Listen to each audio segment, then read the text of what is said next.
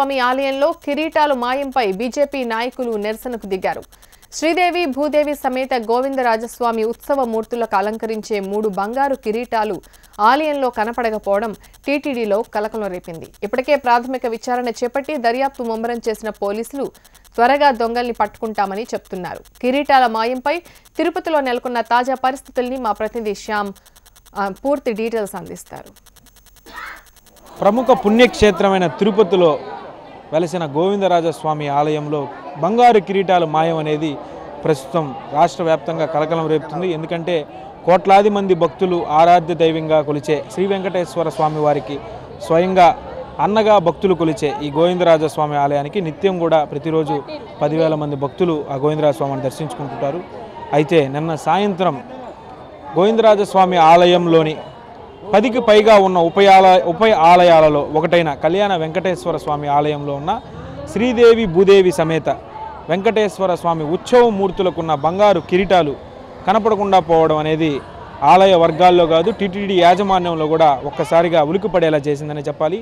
అయితే బంగారు కిరీటాలు కనపడకపోయేసరికి టీటీడీ అధికారులు ఆలయానికి సంబంధించిన డిప్యూఓ తిరుపతి ఈస్ట్ పోలీస్ స్టేషన్లో కూడా ఫిర్యాదు చేయడం జరిగింది. అయితే ఆ సమయంలో విధి నిర్వహణలో ఉన్న బాలాజీ దీక్షితులు అనే ఒక కాంట్రాక్ట్ అర్చకును కూడా వెంటనే అదుపులోకి తీసుకున్న పోలీసులు నిన్న రాత్రి వరకు కూడా సుదీర్ఘంగా విచారించారు.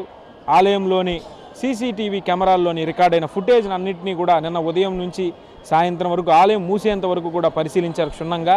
అయితే పోలీసులు చెప్తున్న దాని ప్రకారం ఫుటేజ్లో రికార్డైన విజువల్స్ ఆధారంగా కొంత ఆధారాలు సేకరించామని, సాధ్యమైనంత త్వరలో కూడా ఎవరైతే ఈ దొంగతనానికి పాల్పడ్డారో అయితే పట్టుకుంటామని చెప్తున్నారు. వాళ్ళు మొత్తం మీద ఆలయంలో పనిచేసే అర్చకులు కొంతమంది ఉద్యోగులతో చేతులు కలిపి ఈ విధంగా చేసుంటారని కూడా అనుమానం వ్యక్తం చేస్తున్నారు. ఎందుకంటే గతంలో 6-7 సంవత్సరాల క్రితం తిరుపతిలో కోదండరామ ఆలయంలో కూడా ఇదే విధంగా ఒక సంభావన అర్చకుడు ఆలయానికి సంబంధించిన స్వామివారి అంటే కోదండరామ ఆలయంలో రాముల వారికి సంబంధించిన ఆభరణాలు కావచ్చు, పూజా సామాగ్రిని కూడా తన తాకట్టు పెట్టిన విషయం కూడా అప్పట్లో తీవ్ర సంచలనం రేపింది.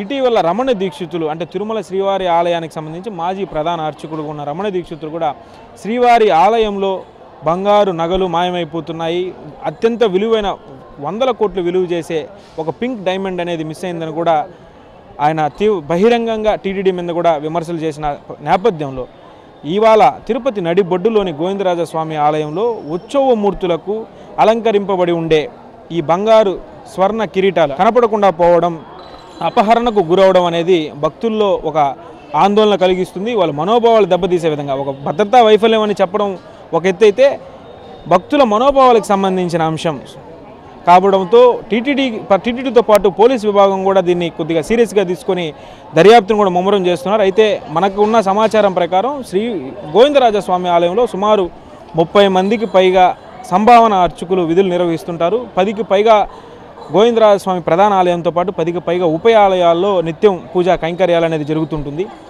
ఇక్కడ కొంతమంది అర్చకుల్లో వర్గ విభేదాలు, వర్గ పోరు నేపథ్యంలోనే ఈ అపహరణ అనేది జరిగిందని కొంతమంది అంటున్నారు. కొంతమంది సంభావన అర్చకులకు అంటే కాంట్రాక్ట్ బేసిస్ కింద పనిచేసే అర్చకులకు జీతపద్యాలు చాలకపోవడంతో ఇలాంటి పని చేసుంటారని కూడా ఇక్కడున్న స్థానిక వ్యాపారస్తులు కావచ్చు, నగరవాసులు కూడా అనుకుంటున్న పరిస్థితి కనబడుతుంది. ఏది ఏమైనప్పటికీ గోవిందరాజస్వామి ఆలయంలో బంగారు అంటే వెలకట్టలేని ఎందరో మహారాజులు పూర్వకాలం నుంచి కూడా ఈ ఆలయానికి దాతలు ఉన్నారు. ఆ మహారాజుల సమయంలో ఇచ్చిన ఆ ఒక బంగారు కిరీటాలు ఈ విధంగా ఒక్కసారిగా కనపడకుండా పోవడం అనేది ఒక్కసారిగా అందరికీ కలవరం పెడుతుంది. ఏదేమైనా పోలీసులు అయితే వెంటనే దీన్ని ఛేదించి దొంగను పట్టుకుంటామని కూడా ధీమా వ్యక్తం చేస్తున్నారు. Over to studio.